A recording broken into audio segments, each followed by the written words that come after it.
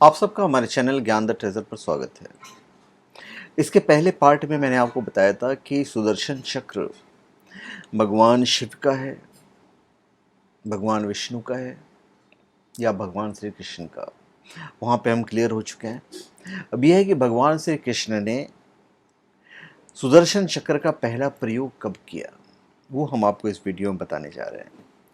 तो जब परशुराम से उन्हें सुदर्शन चक्र प्राप्त हो गया तो भाई उन्हें बड़ी खुशी हुई। यादवों के तो हर्ष का ठिकाना नहीं रहा, बिल्कुल उत्सव जैसा माहौल था। अत्यंत हर्ष के साथ 2 दिनों तक वो भृगु आश्रम में रहने के बाद वो क्रौंचपुर के यादव राजा सारस के आमंत्रण पर उनके राज्य के लिए निकल पड़े थे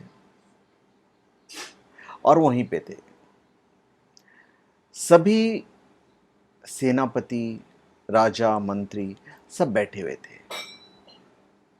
श्री कृष्ण को अपने अश्व, दारुक, सैव्य, सुग्रीव, मथुरा की बहुत याद आ रही थी और सोच रहे थे कि अब तो मथुरा पहुंचना। उन्हें अपने गरुड़ ध्वज रथ की याद आ रही थी कि भाई मुझे मथुरा जाना है। अब यही सोच रहे थे और दूसरी तरफ उनके दिमाग में चल रहा था सुदर्शन चक्र, क्योंकि जस्ट उनको अभी ताज़ा ताज़ा मिला था परशुराम जी से। उनके दिमाग में था कि मुझे मथुरा पहुंचकर अपने बंधु बांधवों आदि की रक्षा करनी है। और श्री कृष्ण ने वहां से विदा होने से पहले राजा सारज ने सहायता करने का वचन भी दिया। अब वो सारी मीटिंग वगैरह कर ही रहे थे कि वहां पे एक आदमी आता है जिसे सेनापति पकड़ कर लाते हैं। वो कहता है कि वो बहुत दुखी है। गुप्तचर विभाग से पकड़ कर लाए थे एक्चुअली में। तो नागरिक ने करबढ़ अभिनय कर कहा कि मैं करवीर का नागरिक हूं, आपसे न्याय मांगने आया हूं। और भगवान श्री कृष्ण से कहता है कि हे श्री कृष्ण महाराज, पद्मावत राज्य के करवीर राजा का राजा शिगाल हिंसक प्रवृत्ति का हो गया है।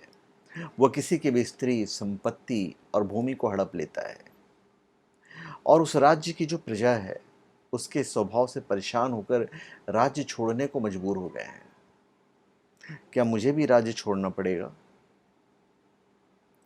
भगवान श्री कृष्ण उसके पास पहुंचते हैं और कहते हैं कि हे श्रेष्ठ, मैं किसी राज्य का राजा नहीं हूं, ना मैं किसी राज सिंहासन का स्वामी हूं, फिर भी मैं तुम्हारी व्यथा समझ सकता हूं।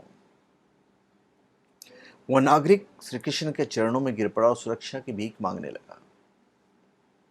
तब श्री कृष्ण ने सेनापति सत्यकी की ओर मुखातिब होकर कहा कि हम करवीर से होते हुए मथुरा जाएंगे। अब भगवान श्री कृष्ण और उनकी सेना करवीर की ओर चल पड़ती है।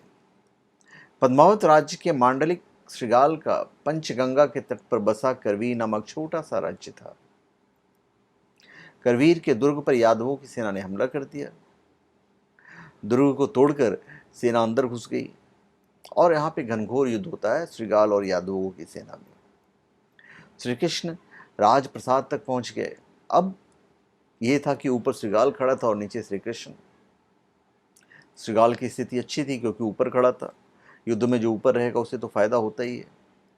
पर श्रृगाल ने चीख कर श्री कृष्ण को कहता है कि ये मलों की नगरी करवीर है, तो यहां से बचकर नहीं जा सकता। मैं ही यहाँ का सम्राट हूं। अब भगवान श्री कृष्ण का मन जो है मचल गया। किस लिए? उस सुदर्शन चक्र का प्रयोग करने के लिए। अब मौका था कि इसे आजमाया जाए। उन्होंने मंत्र बुदबुदाया और फिर चमत्कार हुआ। उनकी तर्जनी उंगली पर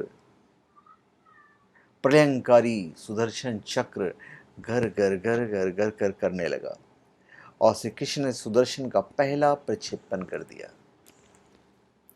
पलक झपकने से पहले ही उस श्रृगाल का सिर धड़ से अलग कर पुनः उंगली पर विराजमान हो गया और दोनों ओर की सेनाएं देखती रह गई और चारों तरफ सन्नाटा छा गया। श्री कृष्ण को भी समझ में नहीं आया उस वक्त। हालांकि वो तो भगवान थे, पर मनुष्य रूप में थे। सब कुछ इतनी तेजी से हुआ कि सभी अवाक रह गए। आश्चर्य की बात तो ये थी कि चक्र में रक्त की एक बूंद भी नहीं लगी हुई थी। तो करवीर नगरी अब श्रृगाल से मुक्त हो गई। श्री कृष्ण ने श्रीगाल के पुत्र शुक्रदेव को वहाँ का राजा नियुक्त किया तथा उसको उपदेश देकर वहाँ से चले गए। वहाँ के बाद फिर वो कुंतल अश्मक जनपदों को पीछे छोड़ते हुए यादवों की सेना ने विदर्भ में पड़ाव डाला। जहाँ पड़ाव डाला था वहाँ से कुछ योजन दूर पर कौंडिन्यपुर था, जहाँ का राजा भीष्मक जरासंध से हाथ मिला चुका था।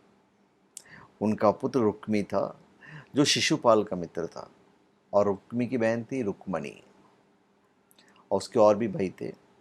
यहाँ से चलने के बाद 1 माह की कठिन यात्रा के बाद यादव सेना दंडकारण्य पार कर अवंती राजा के भोजपुर नगर पहुंचे थे। यह कुंती बुआ के पालक पिता राजा कुंती भोज का नगर था। अब यहाँ पर अचानक ही श्री कृष्ण की गर्ग मुनि से भेंट हुई। वे पश्चिम सागर तट पर स्थित अजिंतंजय नगर के यवन राजा से मिलकर आ रहे थे। श्री कृष्ण के पास इसी नाम से एक धनुष भी था। दूर गांधार काब्रा नदी के प्रदेश के लोगों को यवन कहा जाता था। कुंती भोज में भगवान श्री कृष्ण कुछ दिन तक विश्राम करते हैं सेना से। उसके बाद वो मथुरा पहुंचते हैं, और यहाँ पर राजा उग्रसेन, तात वसुदेव, भ्राता उद्धव और अन्य विशिष्ट यादवों ने उनका स्वागत किया। श्री कृष्ण के मथुरा पहुंचने से पहले ही जरासंध को जो उन्होंने पराजित किया था वो न्यूज़ वहाँ पे पहुंच चुकी थी, और यहाँ पे वसुदेव को उनकी बहन कुंती और उनके पुत्र पांडवों की रक्षा का वचन देते हैं भगवान श्री कृष्ण, और यहीं रहकर उन्हें विदर्भ राज्य की पुत्री रुक्मणी का अपहरण कर उसके साथ विवाह भी किया था। तो इसमें मैंने आपको बताया कि भाई सुदर्शन चक्र का पहला प्रयोग भगवान श्री कृष्ण ने कब और किस पर किया था। तो धन्यवाद, आप सबका हमारे चैनल पर स्वागत है। आप हमारे चैनल पर सब्सक्राइब करें, अपने कमेंट दीजिए, और हम चाहते हैं कि हमारे वीडियो को आप शेयर कर दें ताकि ज़्यादा से ज़्यादा लोगों तक हमारे सनातन धर्म के बारे में, भगवान श्री कृष्ण के बारे में, भगवान श्री राम के बारे में लोगों को पता चले। और क्योंकि हर जो स्टोरी है भगवान श्री कृष्ण की हो या भगवान राम की हो, वो हमें एक बहुत ही अच्छा मैसेज देता है जिससे हमारे समाज में कुछ न कुछ सुधार होगा। यहाँ पे भी हम क्या देखते हैं, भगवान श्री कृष्ण ने चलो पहला प्रयोग किया सुदर्शन चक्र का, ये तो युद्ध की बात हुई, आपको सुनने में अच्छा भी लगा होगा, पर यहाँ पे देखने वाली बात ये है कि जब कोई हमसे मदद मांगे और वो मदद देने लायक हो तो उसकी मदद ज़रूर करनी चाहिए। भगवान श्री कृष्ण ने मदद की। दूसरा उपदेश क्या है?